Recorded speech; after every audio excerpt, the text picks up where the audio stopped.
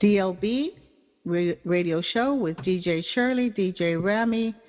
It is January 14th, 2017. Take it over. Yeah, I think what you shared with us, the other case you're reading, is beautiful. And I hope at the end of the recording you could add what you just read, just so that the people who, or people who didn't attend the live show could listen to that portion. In talking about Christ consciousness, I'd first like to talk about consciousness per se, and then I'll take you through certain levels leading up to Christ consciousness, just to be able to explain what it is that we're really looking at. When we talk about consciousness, it can be defined in many ways, and to illustrate what consciousness is, pretend you are taking a photograph of an apple using a camera or your phone. Now, what your eyes can see and what the camera sees are one and the same. It's a red apple. But the difference between a camera and consciousness is that the camera cannot identify the apple. Consciousness can identify the apple and even think about what to do with the apple. So consciousness is a way of processing information. It is like the operating system of a computer or gadget. And technology nowadays, the upgrades are quite frequent. Every time there's an upgrade, something changes. It becomes better, it becomes faster. Sometimes there are glitches. Now, in talking about consciousness, it is convenient to assign levels, not for anything else, but just out of convenience. So think of human consciousness as a musical scale with 7 notes or 7 levels. And after 7 levels, you have another 7 levels. So it's we call it an octave. Now, the first level of human consciousness is called archaic consciousness. You find this among infants from 0 to 2 years old. A newborn believes he is one with everything and sees all things as one. He quickly learns he is separate physically and emotionally from his mother and his surroundings. So if you put yourself in the consciousness of a newborn, you can imagine how difficult it is for him to be able to make sense of being separate. Come 2 years old, the next or the second level is called magical consciousness. At 2 years old, the world becomes a magical place. The child sees gods, demons, fairies, elves, and other creatures. And that is basically his world. He has difficulty distinguishing between the contents of his mind and the external world. Now, magical consciousness is the general level of consciousness in polytheistic, animistic, tribally organized society. So they live in a world where the inner and the outer has a very thin membrane. Now, the third level is called the mythic consciousness. You see this from tweens, so that's 8 years old to pre-adolescence. At 8 years old, the child believes God and his parents can move mountains and perform miracles to meet his needs. So a majority of Christianity, that's all I can talk about, a majority of Christians have never moved past mythic consciousness. It's always, God will perform miracles for me. Now, after the third level, there are 4 more levels. And the next, adolescence onwards until adulthood, would be rational consciousness. So rational consciousness is the ability to think in an abstract way and to understand general statements and principles. So this is a time when we start questioning, can God really do miracles? Should I do it myself? So on and so forth. The next is called global consciousness. This is a time when a person gains global interest and concern for other people. So when you think about the first 5 levels, you can imagine a consciousness that is growing or expanding.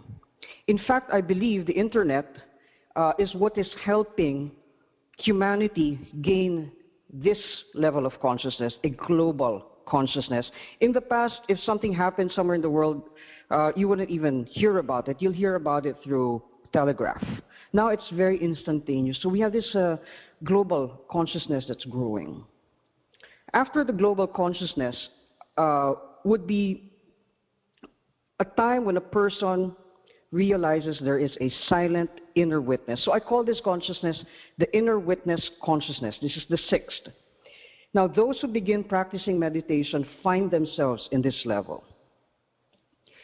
With the inner witness consciousness, it is often the case that a person has difficulty identifying. I see an inner consciousness, but is that me? If that is me, then who am I? The next, before moving from the 6th to the 7th level, there is a phase. It's called the dark night of the senses.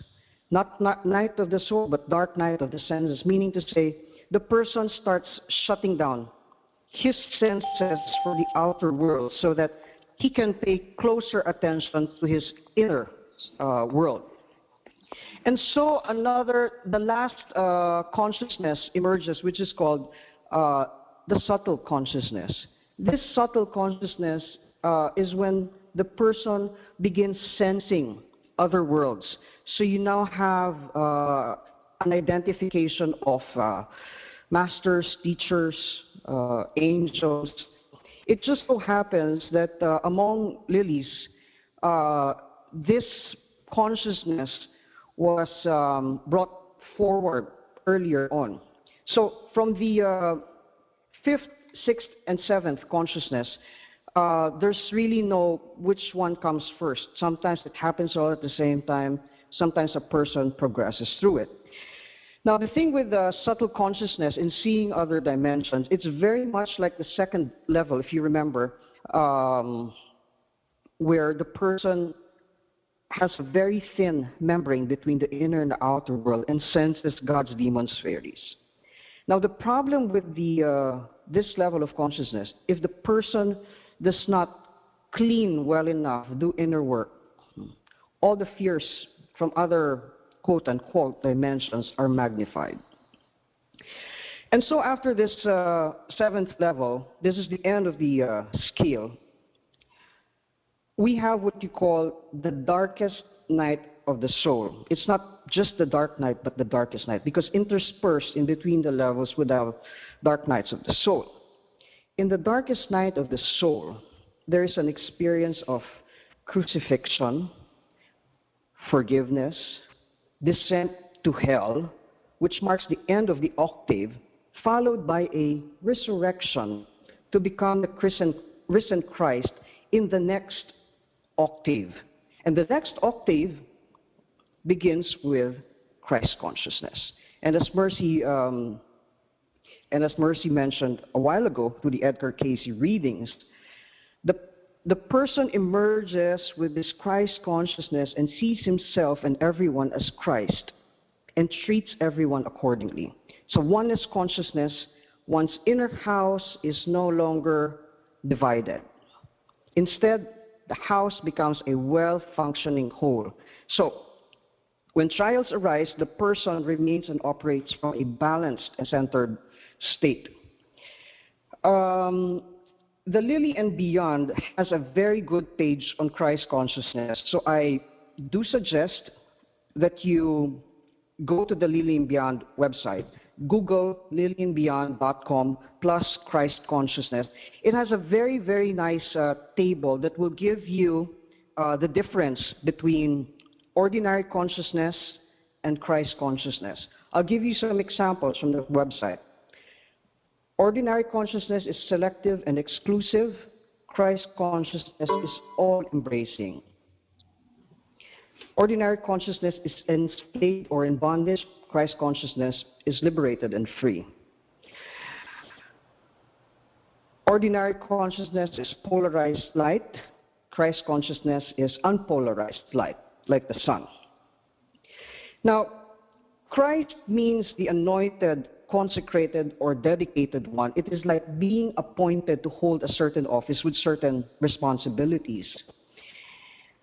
But to make the most of Christ's consciousness, inner and outer work towards oneness is needed. Meaning to say, when you get to Christ consciousness, that's not the end all. There's quote-unquote work. I hate to use work because it sounds like work, but really it's not work. Work for me is inner loving. And one has to be very committed to doing inner loving. Now, from Christ consciousness, there is, or the fulfillment of Christ consciousness is called divine consciousness, or the ascension. Remember, I mentioned a while ago, the consciousness goes through a death, a resurrection. This is the ascension part. So the fulfillment of Christ consciousness is divine consciousness, or ascension, to the kingdom of heaven. It marks the end of all division between creature and creator. This is the saying, the Father and I are one. Or meaning to say, I am fully realized divinity. I realize my divinity. And this is the level where divine love bliss is experienced. The newborn and divinity realized think the same way, oneness. But the latter has a different or richer take on oneness. That's the difference between the beginning of both octaves. And so it is said that unless you become like children or like a child, you will never enter the kingdom of heaven, because both are characterized with oneness. So, Mercy,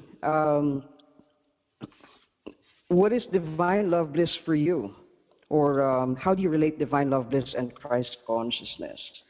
I was just thinking of that, Rami, when you were talking about the Christ consciousness. And I was thinking to myself, what does that mean to me? And then what does it relate into a practical matter with divine?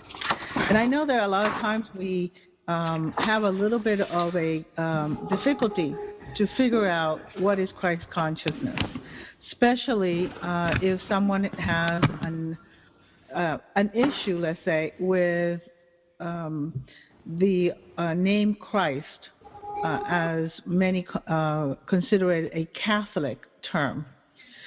But when I started to work with Edgar Cayce reading, and I realized that I have, like a computer, like a Mac, an OS programming, operating system that was divinely installed, meaning when I was created, we all were created instantaneously at the same time by God.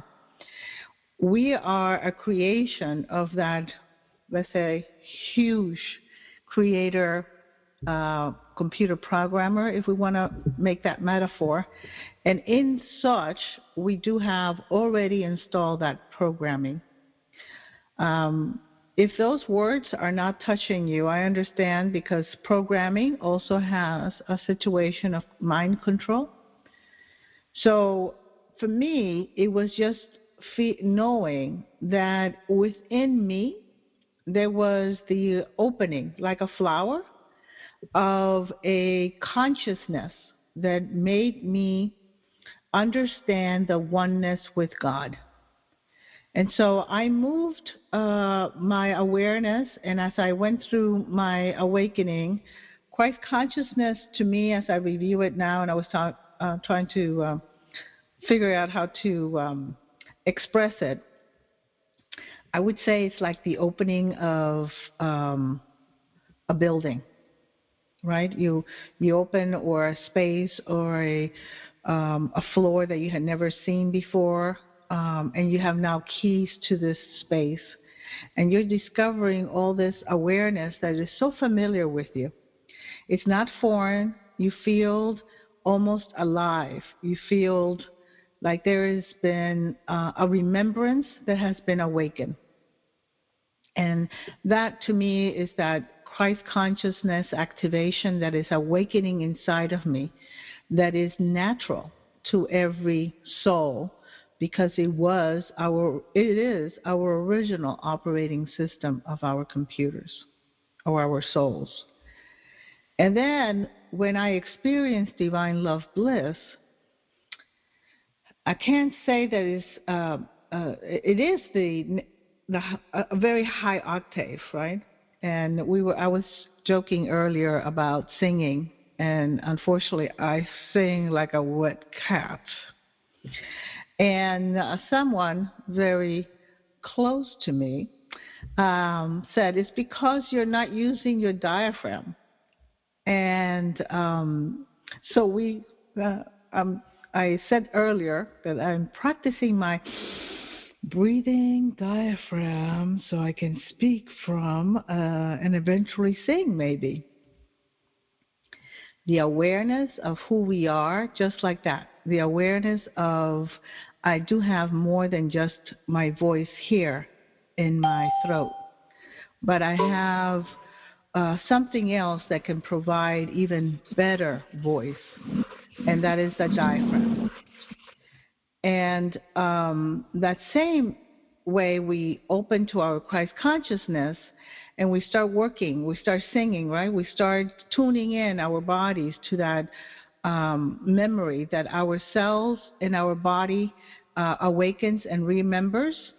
And just as we dance with the Christ consciousness, we move to the next octave. And that divine love bliss is an experience that, for me, brings me to the level of no fear. It brings me to the level of feeling the palpable support that I'm not alone. So that is how I see the difference with the Christ consciousness and divine love bliss. It's like the Christ consciousness opens my awareness to the divine bliss. Have you ever been in love, Mercy? Well, I hope I can say yes, due to I have a husband of 34, almost 34 years, and he's not going to like it that I say I have not. So yes, I have been in love, especially, first of all, the one that I liked the best is when I was a teenager. Right? One day I woke up and then I saw the face of Christ. And I said, what is it that you want? Because he had a face that was like a puppy. Mm-hmm. He was so googly in love. I said, what is it that you want? And he said, I have been waiting all this time for you.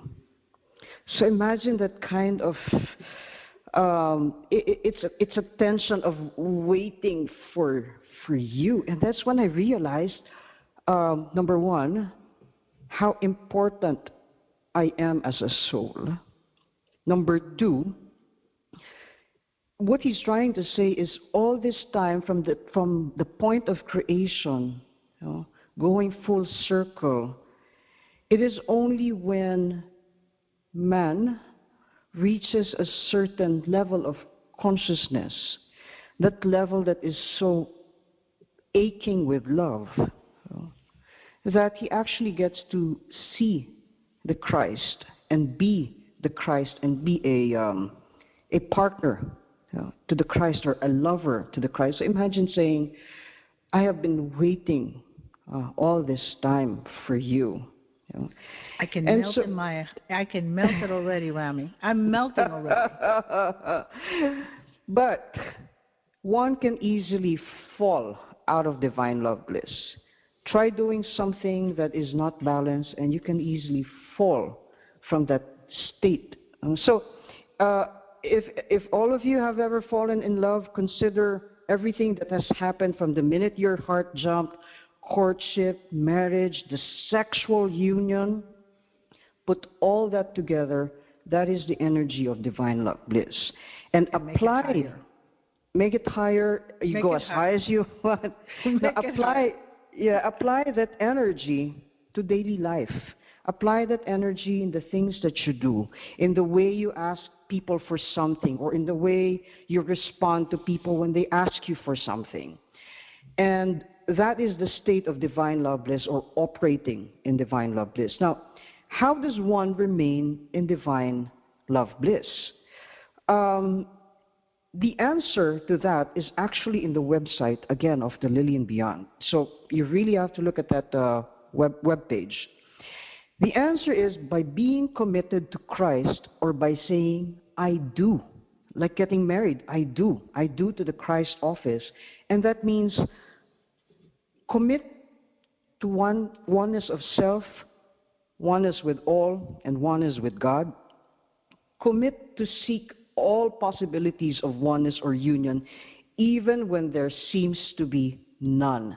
So put your effort into finding oneness. Commit to the inner and outer work of forging sustainable oneness. That's a good keyword, sustainable oneness. It's not just oneness for now, just to get everything over and done with. It's sustainable oneness.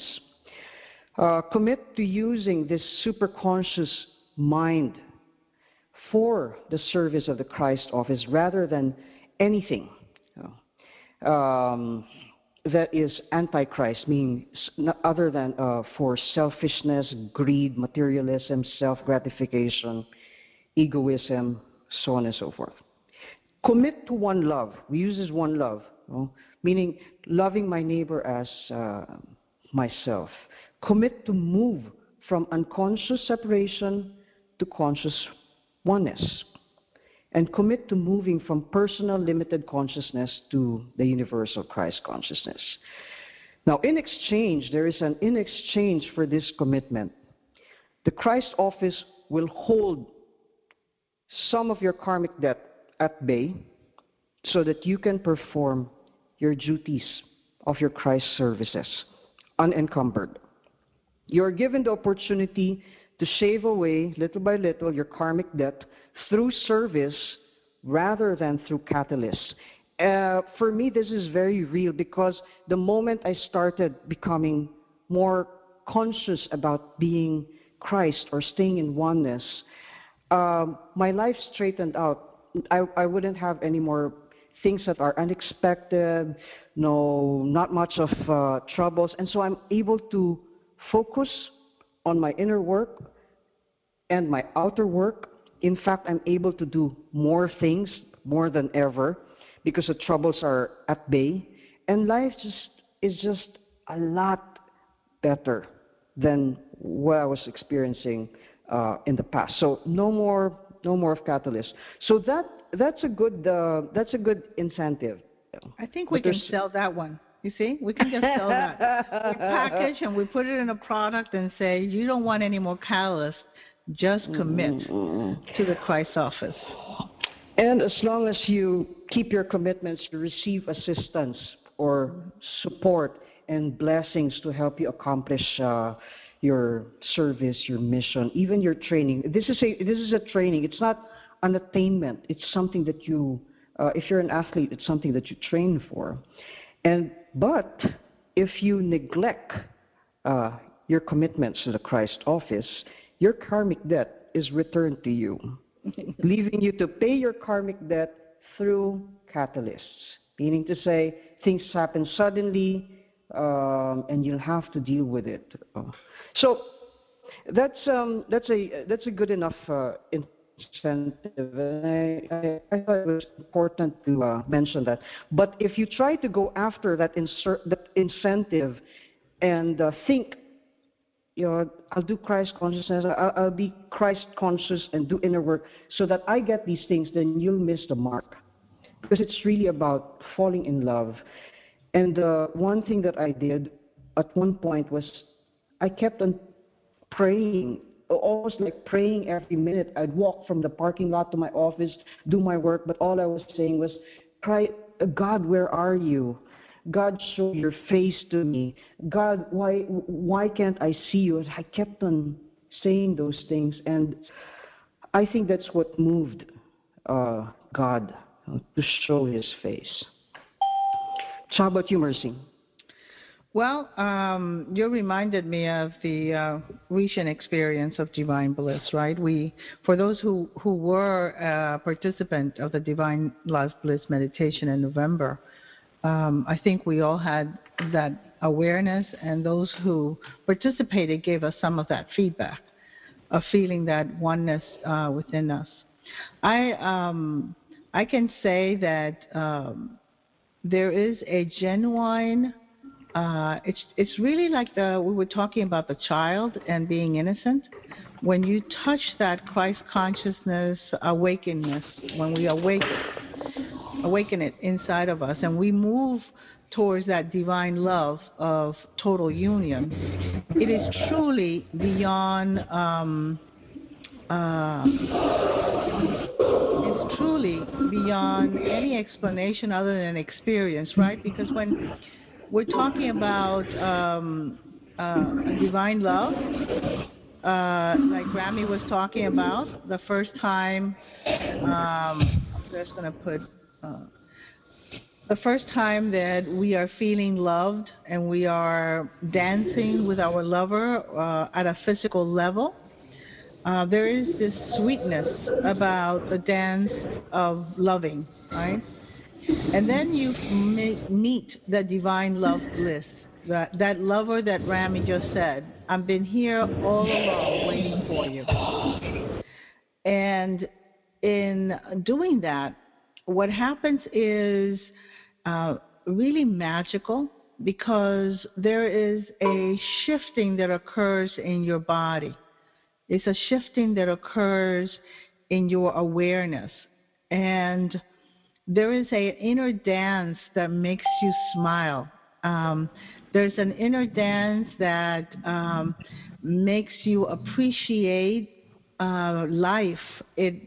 Sometimes I would just go into my divine bliss joy of wanting to hug the world. I wanted to go out there, and this is not by the way, something I was very open to do, because I don't like the kumbaya effect. So close to me knows that kumbaya is not my favorite word.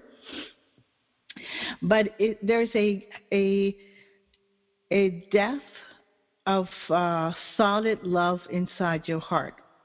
And I started to realize that I appreciated those around me just because they were as human as and pressure, because I knew they were God too. You know, I can't explain it. I'm trying to, and I'm not doing very good of a job here, guys, but there is an experiential awareness that awakens to that deeper knowledge of what love is. And all of a sudden, you realize that you have had that lover inside of you patiently waiting for the moment that you, through your free will, decide to awaken to this treasure that you have inside of you, that lover with all the patience, with all the love, with no judgment, with no inquiry, but just love, pure love. I just want to love you.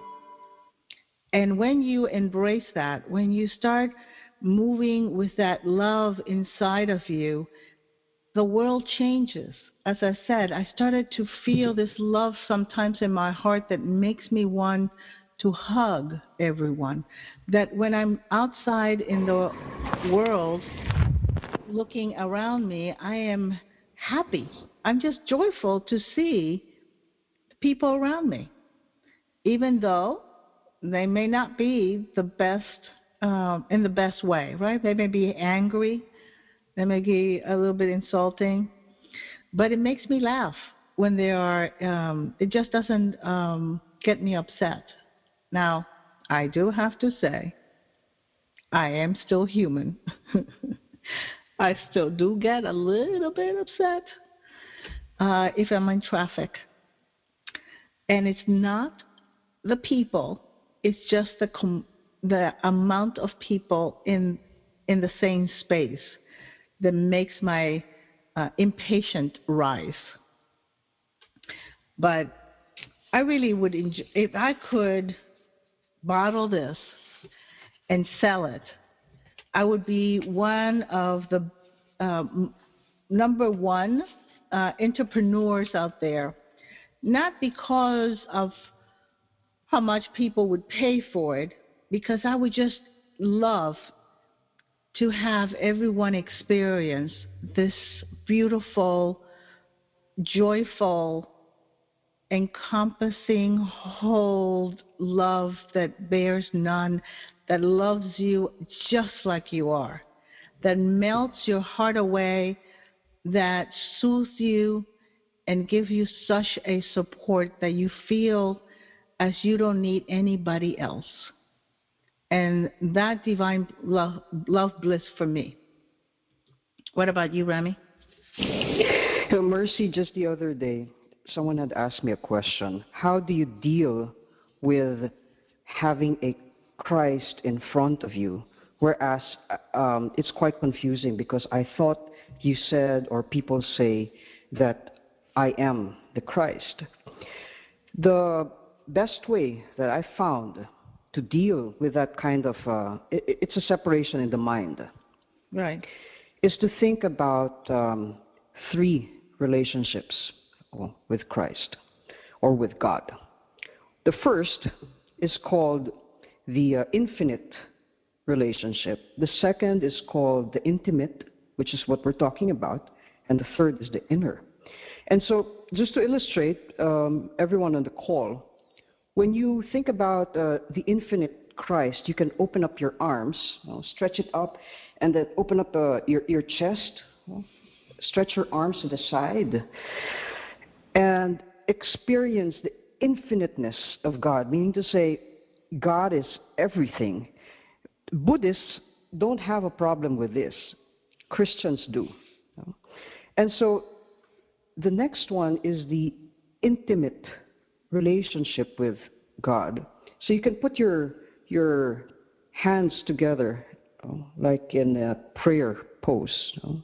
It's like having this intimate relationship with a lover.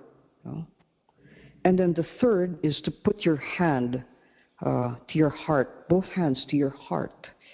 And that is the inner God. That is the time that we say, God and I are one. Now, put all three together, that kind of consciousness or that kind of awareness, and that is the consciousnness of the Christ. Now, I have a short story about seeing the Christ as a Romeo. One time I was cooking some food in my kitchen and I was wearing boxer shorts.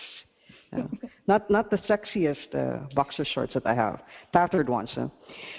And then he starts tugging on my shorts, and I said, "What do you want?" And I realized that it wasn't my physical body that he wanted. It wasn't definitely not how I looked on the physical. It was my soul that he was so in love with.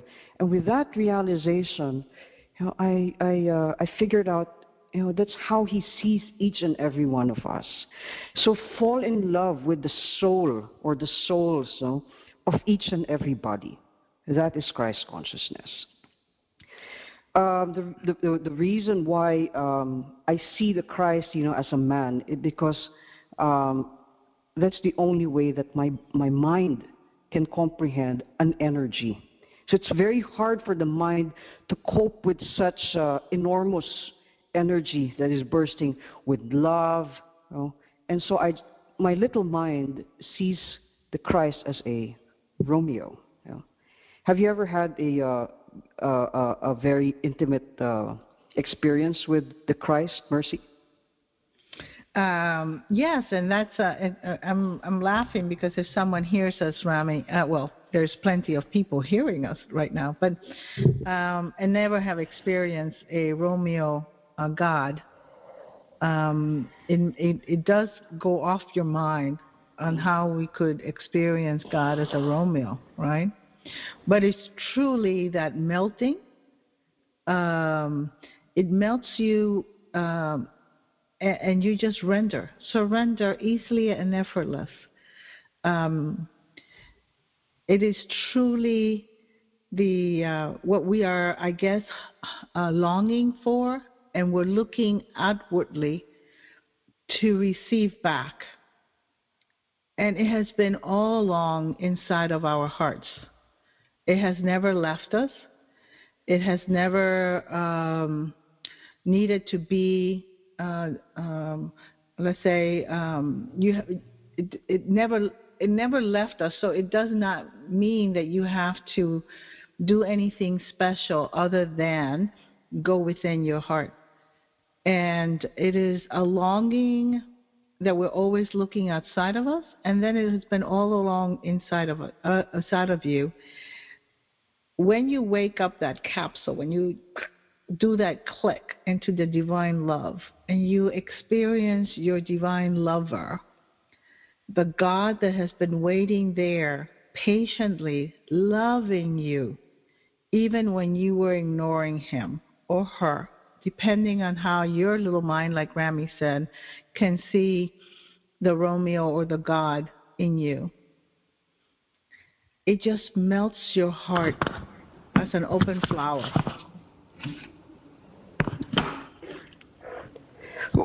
Men have difficulty with this Romeo God, and that's very understandable. But the thing to remember, especially if you're male, is to remember that all of us have a masculine and a feminine side. And the feminine side, just as you mentioned, Mercy, is a receiving stance to receive God. And the only way, really, that I came to see the face of God, again, was to ask him. I kept on asking him, God, please show your face to me, show your face to me. That's the only way. No amount of books, everything else on the mental level will take you to a state where God would show his face. There has to be this earnest desire. And I've read a lot of stories about saints. It's just that they find it hard to articulate, but I noticed that was the same. There was a similar pattern among saints. So, Mercy, we have 15 minutes to go. Can we open it up for questions if anyone has questions? Yeah. I'm going to open up. I don't know if we have too much noise. I'm just going to mute, and then if you can just do a little chat and tell me if you would like to have a question. But I'm just going to start and see if it doesn't give us too much noise, okay? Okay. Okay, let's see.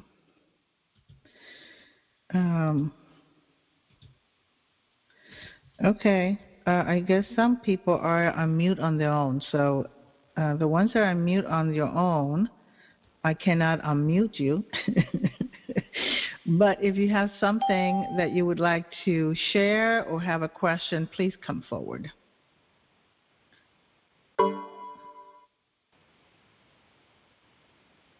Are we losing callers here? Don't be shy now. Okay, Rami, I think we left them so stunned that they're not talking. I think that's okay. Well, we're going to post the recording on Divine Love Bliss, but I need the permission of everybody on the call. If you've spoken, you've said anything, please give your permission. And people can actually post their questions even after our radio show, and I'd be happy to try to answer your questions as best as I can. Okay. By the way, let me let you all know, Robert and Mensch has an opening here, so I'm going to open their mic. But Divine Love Bliss Facebook group is available if you want to search for it. If not, just IM me and I'll add you to that group. And let me give a moment here, Robert. Let me look for Robert here. I'm sorry, Robert. Can you unmute yourself, Robert? Do you want to say anything? I don't know if I'm... Yes. Hi, everybody. Okay. Rami, you spoke of once we approach certain levels of consciousness, you spoke of doing inner work, having to clean and clear. Can you elaborate a little bit on how one would go about doing this? I mean, I'm sort of, have an idea, for example, doing shadow work. But can you perhaps elaborate a little bit on this topic? Yes, I can. And I'll try to make it as brief as possible. You mentioned clean and clear. Clean and clear are innards. It's like saying, what do you call this? It's like a cleaner. But I think that is the one thing that people have difficulty when doing inner work, quote unquote. So I'd much rather call it inner loving. Yes. Because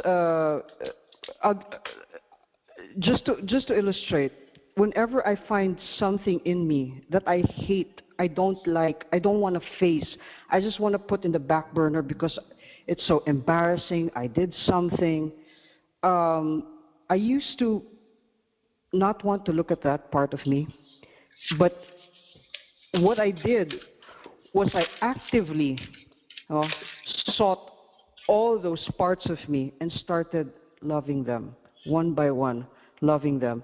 And even in my daily routine or daily life, the moment something happens and I feel something clenching in me, I start going within.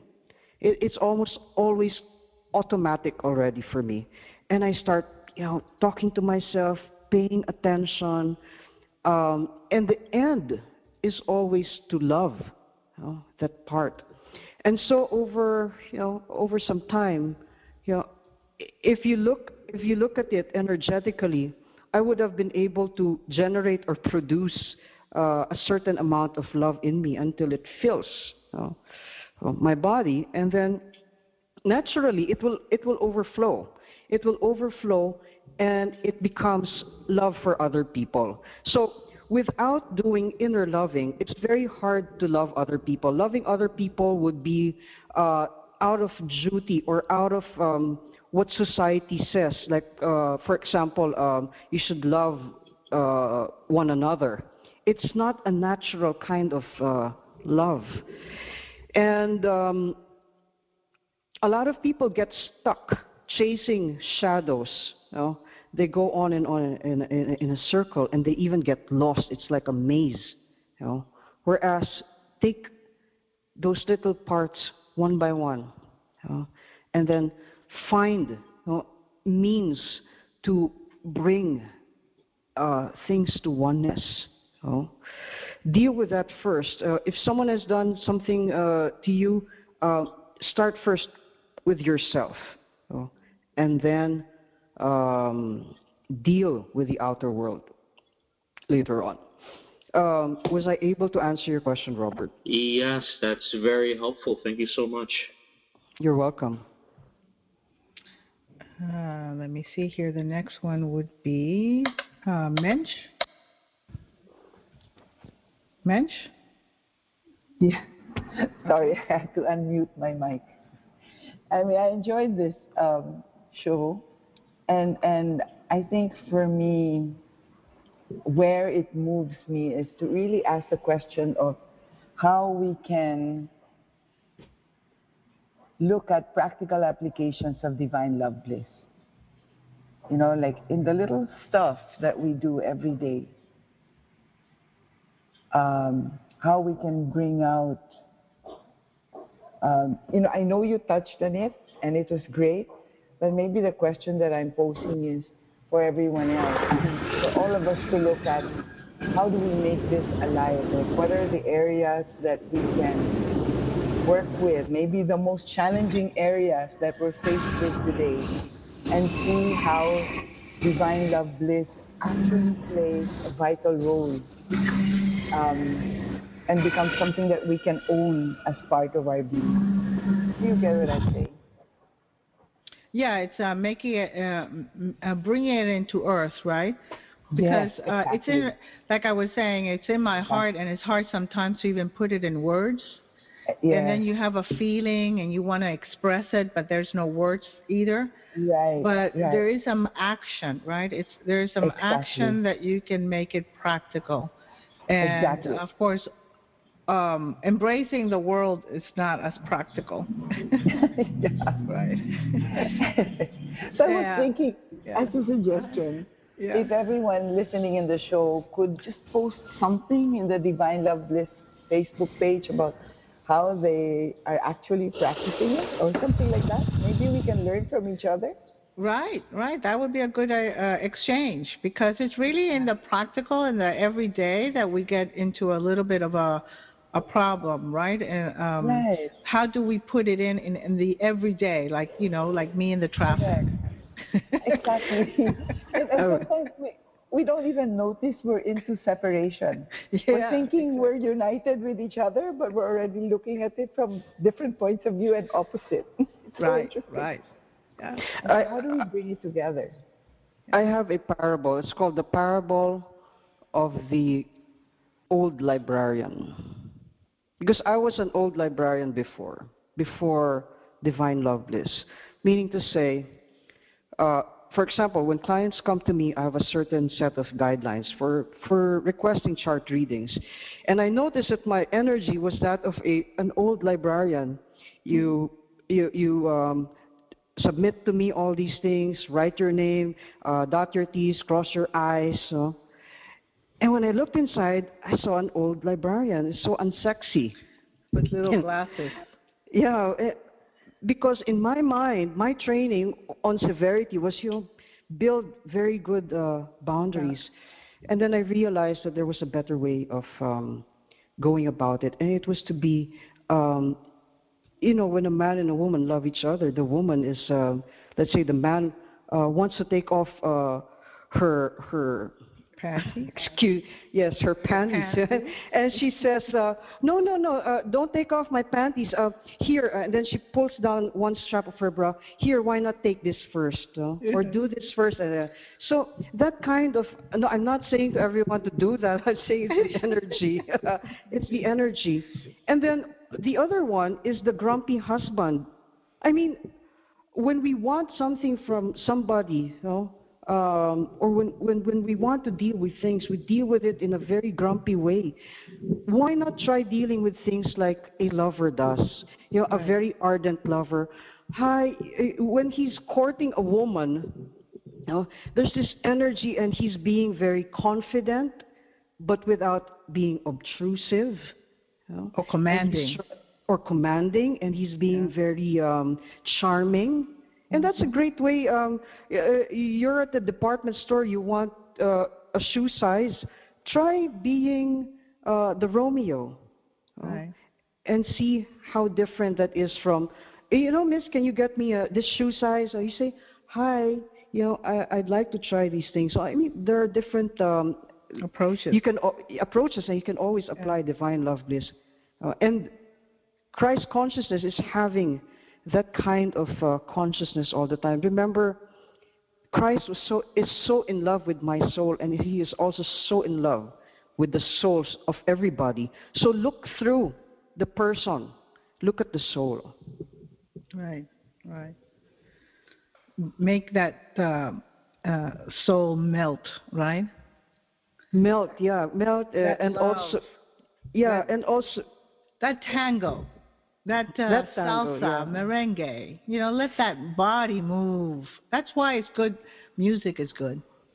Let me leave. Kim, you had something to say? You would have to unmute your mic, by the way.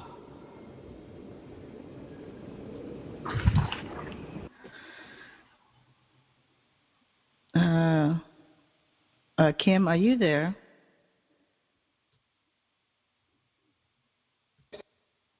Yes, but I have nothing to say. Thank you very much. Okay, I'm sorry.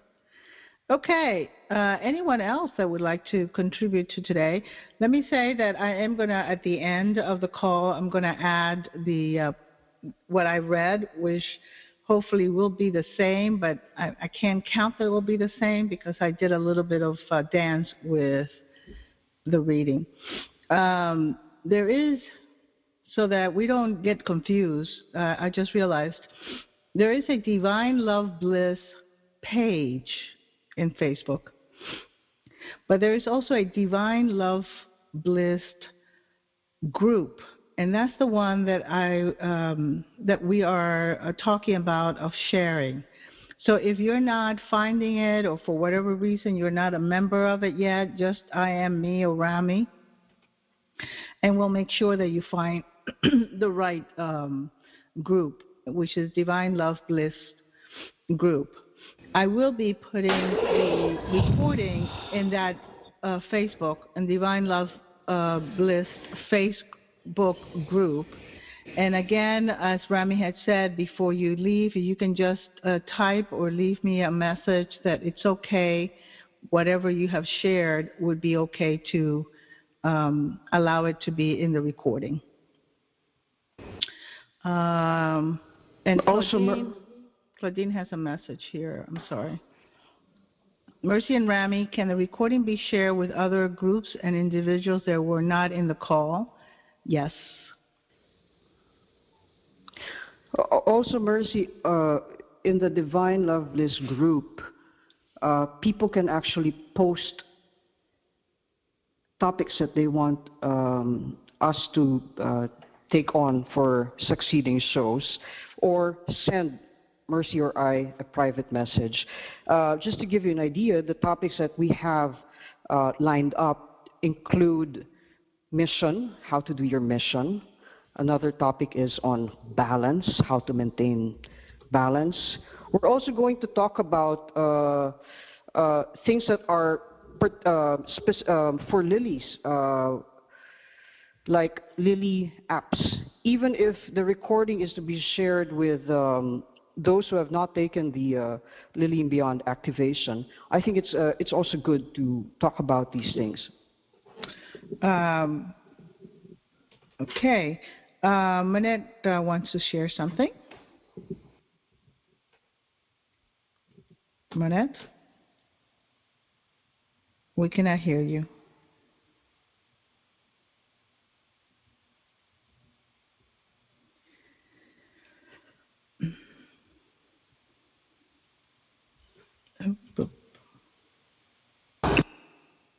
Can we try Kylie first? Well, just Kylie was giving permission, I think. Kylie, would you like to share something? Well, Manette gets her audio working. I was just giving permission, but thank you. Okay, thank you, honey. You see, that's the Shirley voice. I need to get some lessons from Kylie to get Shirley's voice. Let me see. Manette, are you still there, Manette?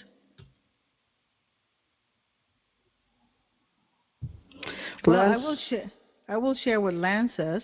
You were reading the same thing as I am, Rami? Yeah, go ahead, please. I can so relate to the librarian vibe, Rami. Thank you for sharing. Extra relevant to me as I send out intakes form for my practice. Yeah, we can get into the severity and the discipline a little bit too harsh, you know. We can do severity with dance, with some Romeo in it.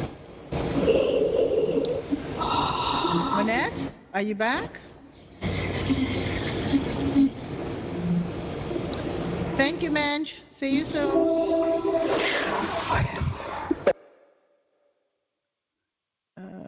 Manette, we still cannot hear you. Could you type what you would like to share, or is it a little bit lengthy? Then we can wait for you to try to get some audio here. While Manette is getting her audio, I was talking today, I was doing an Akashic class today, and we were talking about that, the discipline and the severity that sometimes we take it in so seriously and we forget the beauty of honey, right? And then I remembered that we always would call that you get more with honey than with anything else. And Manette, we cannot hear you yet. I'm sorry that we didn't get to hear what you were talking about. There's some problems with the audio. But we forget that we can be severed and still be loving. We can still be engaged into keeping our boundaries and making sure that they're respected, and yet still play and still dance. You know, Kylie, I think. Yeah, Kylie and I once talked some time ago about intimacy. And the dance allows you to help yourself move, break that, allowing your body to move with your energy. And for me, it was helpful for my, I had this strict respecting my space that I had created a structure where I couldn't move.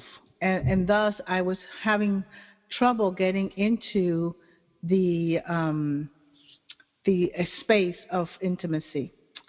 Okay. Well, Manette, I'm so sorry that your audio is not responding. Rami, you want to wrap this up? And then I can add, or do you want me to add the Edgar Casey before we wrap it up or after we wrap it up? I think we can post it on the Divine Love Bliss site. Okay, that'll be perfect. Yeah. Okay. So it's 9:05. Time is passing by. How do you want to close this radio show? Go ahead, Mercy. Rami? Yeah, go ahead, Mercy. Perhaps with a short prayer or meditation. I think you should make this radio show an hour and a half. An hour is too short. What we should do is play some music so we can all dance right now. Let me see. Oh, I have one more suggestion. Okay. Go and observe lovers. Look for couples that are so in love and see how they move with one another. And it's the same thing that we can do, not just with other people, as Mensch mentioned, do the practical side, but within ourselves. And this is related to Robert's question a while ago on how to do inner loving. So we apply all these things inside and outward. It's even more if you can do it to yourself, then it automatically becomes part of you, and you're doing it to others without you even not realizing. So it's very powerful when we embody it, right? I agree. Yeah, you don't even have to worry anymore. It happens. It oozes from you. So I'm just going to close it with the Manette was sharing before I close this with a prayer. As we were listening, Darwin and I were feeling our love for each other. The rest we can't share. Whoa, well, Rami, this can become a really Viagra type of show, huh? All I can say to Manette and Darwin, XOXO. Well, thank God it's not video. That way we have no problem with XXX rated. performance. Thank you guys, by the way, for joining us today. And let me just finish with the short sacred hymn of light. And let's just take a moment. If you want to close your eyes, take a deep breath.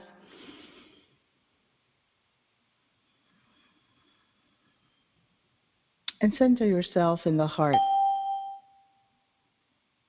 in the space of oneness, in the space where we meet our Creator, our Lover.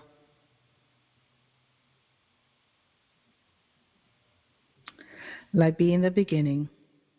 Light overpower the dark. Light gather your chosen ones. Light be in us and in all. Light keep us all safe and whole. Light lead us to our new home. Light make our covenant known.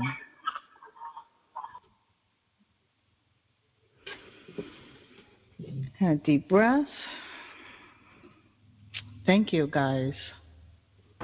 Rami. I'd sincerely like to thank everyone for joining us today. It's so good to see everyone coming together, be it for Divine Love Bliss. There are other activities, the Fall and Rise. Is Mensch still here so she can talk a bit about... Yeah, she had to leave, but there is another group if you are interested. If you are a Lily means you have been activated by the Lily activation. There's a Fall and Rise group, and I think most of you do belong to it.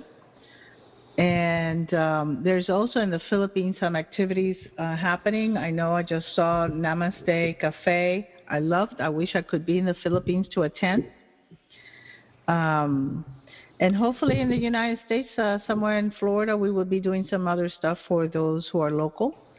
But, the most beautiful thing is the global, right?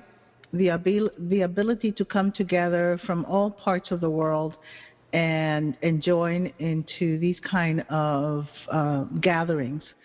So for that reason, we have the DLB radio show starting every month. And once a month is live, and the second show is going to be recorded, pre-recorded. DJ Rami and DJ Shirley will pre-record it, and then we'll download it into the Facebook group. Well, thank you, everybody. And I hope you all have a good evening or good morning ahead. And enjoy your day or your evening, your sleep or awake state. Can we hear the Edgar Casey reading before you close? Yes, okay. And for those who may have not heard it when, because you came in a little bit later, here it is. This is an Edgar Casey reading on the Christ consciousness. We can say that Christ consciousness can be described as the awareness within each soul, imprinted in pattern on the mind, and waiting to be awakened by the will of the soul's oneness with God. The Christ consciousness is a universal consciousness of the Father Spirit. The Jesus consciousness is that man builds a body worship. In the Christ consciousness, then, there is the oneness of self, self-desires, self-abilities made at one-ment with the forces that may bring to pass that which is sought by the individual entity. The Christ consciousness is the Holy Spirit, or that as the promise of His presence, making aware of His ability, His activity in the earth. The Spirit is as the Christ in action with the Spirit of the Father. Know that ye are body, mind, and soul, some portion of this Trinity I'm sorry. Know that ye are body, mind, and soul.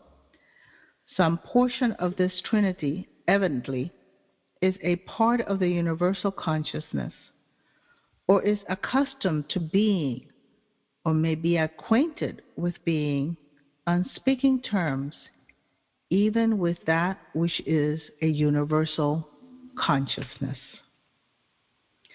One sees the infinite in the Christ life.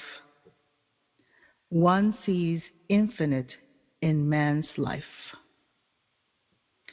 And I hope you enjoy this wonderful program, the first DLB radio show theme that we work tonight on, Christ consciousness and divine love bliss. And thank you, everyone. Enjoy your weekend, your evening, your morning, wherever you are, but with the consciousness of the Christ and with the divine love bliss in your awareness, in your heart, and in everything that you radiate and express. Much love to all. Good night.